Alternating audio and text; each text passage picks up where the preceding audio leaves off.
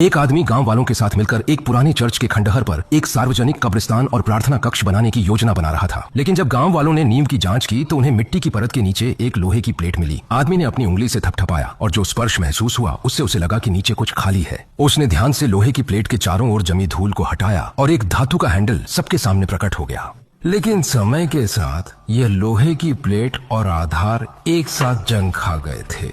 Hello lubricant की मदद से दो गांव वालों ने पूरी ताकत लगाकर लोहे की प्लेट को खींचा।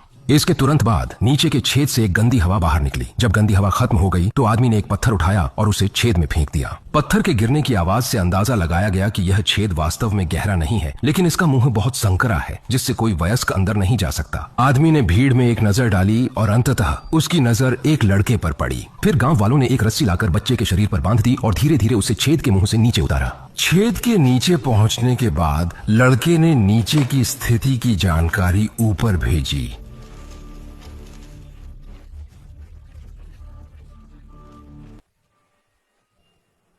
लेकिन अगले ही पल छेद में लड़का अचानक शांत हो गया। फिर तनी हुई रस्सी को एक बड़ी ताकत से तेजी से छेद में खींच लिया।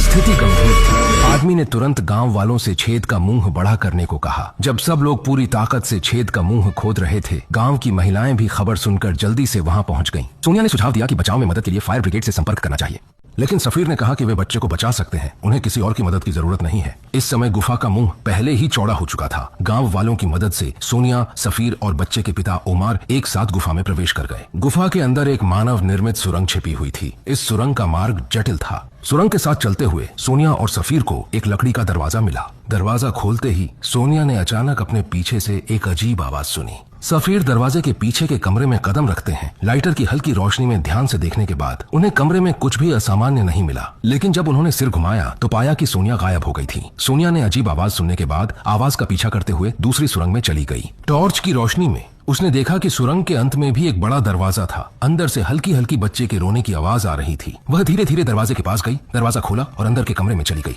जब वह चारों ओर देख रही थी तो एक अजीब छाया उसकी आंखों के सामने से गुजरी।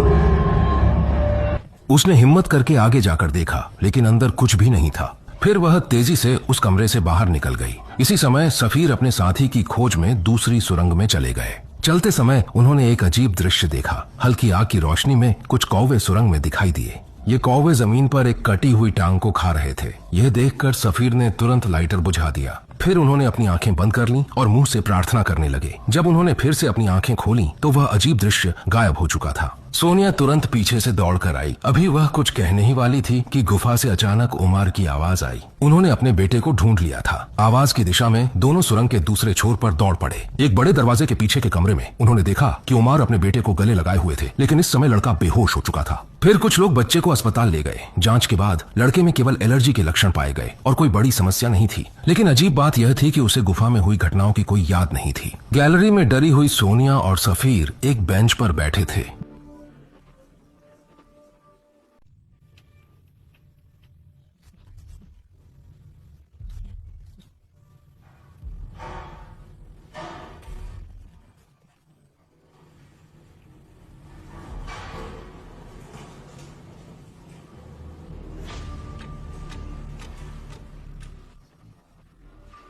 दोनों ने स्पष्ट रूप से कुछ अजीब देखा जिसे समझाया नहीं जा सकता, लेकिन किसी ने भी यह नहीं बताया कि उन्होंने वास्तव में क्या देखा। हालांकि ज्यादा समय नहीं बीता कि अस्पताल से घर लौटने के बाद लड़के में अजीब लक्षण दिखाई देने लगे।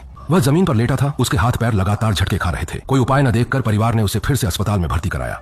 सफीर को जब यह खबर मिली तो वह अस्पताल आया। जब उसने बिस्तर के पास की अलमारी पर चित्र देखा तो उसने तुरंत बच्चे के साथ अकेले रहने की इच्छा जताई। ओमर के कमरे से बाहर जाने के बाद सफीर ने अपनी जैकेट उतारी और बच्चे के पास जाकर उसकी नाक से सूंघा। फिर लड़के के कान में कुछ धार्मिक श्लोक पढ़ने लगा। कुछ ही देर बाद लड़के ने प्रतिक्रिया दी। तब सफीर ने देखा कि वह लगातार अपने बाएं हाथ को कसकर पकड़े हुए है। उसने एक हाथ से बच्चे की कलाई पकड़ी और दूसरे हाथ से उसकी मुट्ठी को खोलने की कोशिश की।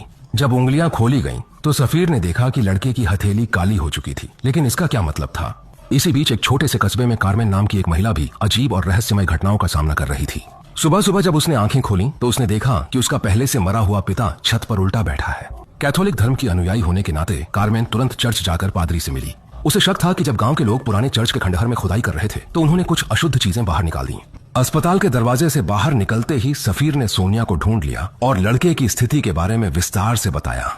असल में लड़के ने कागज पर एक दानव का नाम लिखा था और उसकी काली पड़ी हथेली से यह पता चलता था कि वह दानव के कब्जे में था। लेकिन सोनिया तो नास्तिक थी। सफीर की बातें उसे पूरी तरह से बकवास लगीं। उसके अनुसार दुनिया की हर चीज का एक तार्किक स्पष्टीकरण होना चाहिए। इस तरह दोनों के बीच बहस हो गई और वे अलग हो गए। रात में सोनिया घर लौटते समय गाड़ी चला रही थी। चलती हुई कार अचानक रुक गई। वह कार से बाहर निकली और इंजन का ढक्कन खोलकर स्थिति देखने की कोशिश करने लगी।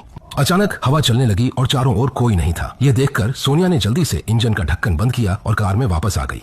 लेकिन जैसे ही वह दरवाजा बंद करने वाली थी, एक ताकत ने उसे जोर से धक्का दिया। अगले ही पल उस व्यक्ति ने उसकी पैंट खींच ली और अंधेरे में उसके साथ दुर्व्यवहार किया। पता नहीं कितना समय बीत गया। सोनिया सीट से उठी, लेकिन वह व्यक्ति जो उसके साथ दुर्व्यवहार कर रहा था गायब हो चुका था। इस समय कार ने फिर से सामान्य रूप से काम करना शुरू कर दिया। उसने इंजन चालू किया और जमीन पर गिरी हुई पैंट उठाने के लिए झुकी।